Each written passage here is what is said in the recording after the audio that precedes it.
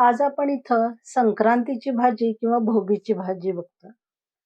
चवीला अतिशय सुंदर आणि करायला एकदम सोपी आणि झटपट. चला तर मग वेळ न दवडता व्हिडिओला सुरुवात करूया. नमस्कार, मी अनिता. अनिताज फूड बास्केटमध्ये तुमचं सर्वांचं अगदी मनापासून स्वागत आहे. इथं मी पाव कप शेंगदाणे 2 तास भिजत घालून त्यामध्ये थोडंसं मीठ घालून कुकरला 2 शिट्टी काढून घेतलेली आहे.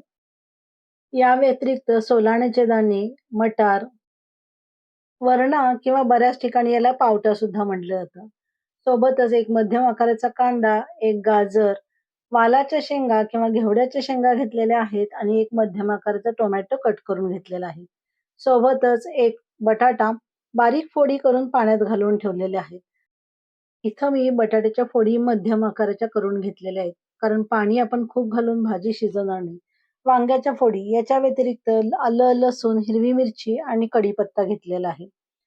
सोबतच भाजीच्या थिकनेससाठी आणि भाजीला चव आणण्यासाठी तीळ, खोबरं आणि शेंगदाणे भाजून याचं कूट आपल्याला करून घ्यायचं. कुकरला 2 शिट्टी काढून शेंगदाणे शिजवून आपले तयार आहेत. शेंगदाणे शिजवताना त्यामध्ये थोडेसे मीठ घातले होते चवीपुरते.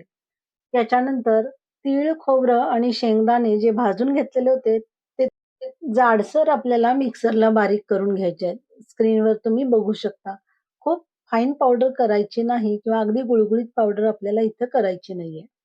स्क्रीनवर तुम्ही बघू शकता. हे तयार झालेलं कूट मी एका प्लेटमध्ये ट्रान्सफर केलेलं आहे आणि त्याच चटणी पॉटमध्ये आलं, लसूण, हिरवी मिरची आणि थोडासा कढीपत्ता इथं मी बारीक करून घेते. थोडासा जाडसरच आपल्याला ह्याची पेस्ट करायची आहे.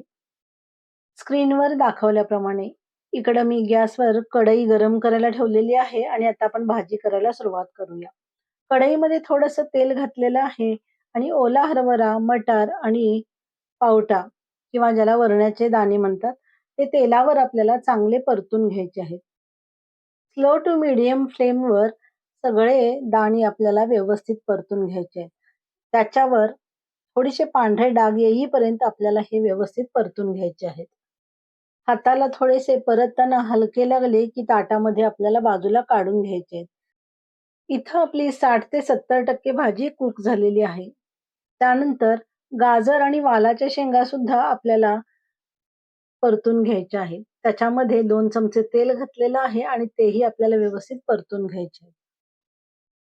स्क्रीनवर दाखवल्याप्रमाणे गॅस अजिबात भाज्या भाजताना मोठा करायचा नाही. भाजीमध्ये घालण्यासाठी थोडंसं पाणी मी गरम करायला शेजारी ठेवलेलं आहे.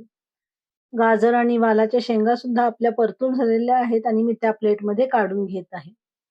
आता इथं आपण त्याच कढईमध्ये बटाटा थोडासा तेल टाकून परतून घ्यायचा आहे. बटाटा हलका गोल्डन रंगाचा होईपर्यंत आपल्याला व्यवस्थित परतायचा आहे. बटाटा सुद्धा बऱ्यापैकी इथं कुक करून घ्यायचा आहे. यातच आपण नंतर वांगी घालायची आहेत आणि ती पण 2 मिनिटं परतून घ्यायची आहेत. ही भाजी चवीला जास्त छान होण्यासाठी स्लो टू मीडियम फ्लेमवर तेलावर सगळ्या भाज्या चांगल्या परतून घ्यायच्या. नंबर 2 की या भाजीसाठी जे पाणी लागणार आहे ते गरम पाणी वापरायचं आणि नंबर 3 जे आपण कूट केलेलं आहे खोबरं, तीळ आणि शेंगदाण्याचं ते खमंग खरपूस भाजलेलं असलं पाहिजे. गॅसवर मी इथं दुसरी कढई ठेवलेली आहे आणि त्यामध्ये थोडंसं तेल, मोहरी, जिरे आणि तीळ घातलेलं आहे. या भाजीमध्ये जरी तुम्ही गोड खात नसला, आवडत नसलं तरी सुद्धा शास्त्रासाठी का असेना तीळ आणि गूळ भाजीमध्ये वापरायचं आहे. यामध्येच मी हिंग घातलेला आहे आणि कढीपत्ता घालून व्यवस्थित परतून घेतलेला आहे आणि त्यातच लगेचच कांदा घातलेला आहे आणि कांदा आपल्याला गुलाबी रंगावर भाजून घ्यायचा आहे. कांदा भाजून झाल्यावर त्यामध्ये हिरवी मिरची, आलं आणि लसणाची पेस्ट मी घातलेली आहे आणि ती पण आपल्याला व्यवस्थित परतून घ्यायची आहे. हे भाजून झाल्यानंतर यातच बारीक चिरलेला टोमॅटो घालायचा आहे आणि त्याच्यावर थोडंसं मीठ टाकायचं म्हणजे टोमॅटो लवकर मऊ होतो. टोमॅटो लवकर नरम होण्यासाठी 2 मिनिटं परतून त्यावर लगेचच झाकण लावायचं आणि 1-2 मिनिटांनी परत काढायचं. म्हणजे तेवढ्या वेळात टोमॅटो एकदम मऊ आणि चांगले शिजून होतात. परत एकदा उलटण्याने सगळी भाजी व्यवस्थित हलवून घ्यायची आहे आणि यामध्ये आपल्याला आता घरी जो साठवणीचा मसाला आहे तोच मी इथं वापरलेला आहे. स्क्रीनवर बघू शकता या मसाल्याची रेसिपी जर तुम्हाला पाहिजे असेल, व्हिडिओ त्याच्यावरचा जर पाहिजे असेल, तर मला कमेंट बॉक्समध्ये नक्की सांगा. त्याची पण रेसिपी मी तुम्हाला लवकर शेअर करेन.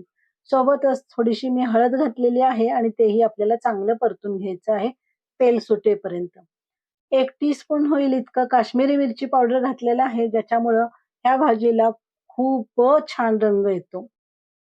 आधी परतून घेतलेल्या ज्या भाज्या आहेत, त्या सगळ्या भाज्या मी यामध्ये घातलेल्या आहेत आणि त्याही आपल्याला व्यवस्थित परतून घ्यायच्या आहेत. यामध्येच मी उकडून घेतलेले जे शेंगदाणे आहेत, ते त्याच्या पाण्यासहित घातलेले आहेत. पाणी अजिबात टाकून द्यायचं नाही, कारण पाणी चवीला हे खूप छान लागते आणि त्याच्यामुळे भाजीसुद्धा ही खूप छान लागते.